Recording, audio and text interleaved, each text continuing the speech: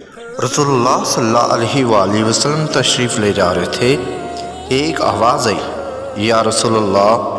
आप सल्लल्लाहु अलैहि वआलिहि वसल्लम ने इधर उधर देखा, कोई नज़र ना आया। फिर आवाज़ आई, या रसूलुल्लाह।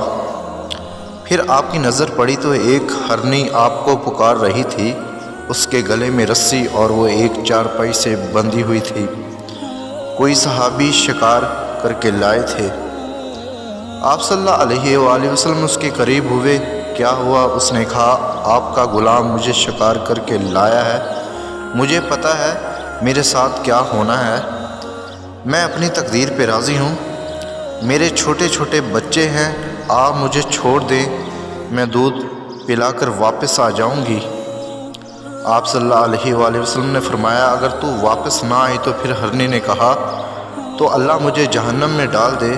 आप सल्लल्लाहु अलैहि वसल्लम ने उसकी रस्सी खोल दी और वही रुक गए। वो हरनी दौड़ती हुई पहाड़ों में गायब हो गई। यहाँ तक कि काफ़ी देर बाद वो हरनी पहाड़ों से उतरती हुई नज़र आई।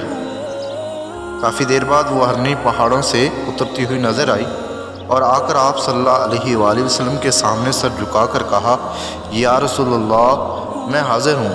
आपने उसको रस्सी से बांधकर खड़ा कर दिया और गए नहीं, रुक गए। काफ़ी देर बाद वो सहाबी आए जो हरने शिकार करके लाए थे। वो आप सल्लल्लाहु अलैहि वसल्लम को देखकर हैरान रह गए और कहने लगे, या रसूलुल्लाह, मेरे माँ बाप आप पर कुर्बान हों। आप कैसे? आपने फरमाया, मेरा एक छोटा सा काम है, ये हरनी मुझे हदिया कर दो।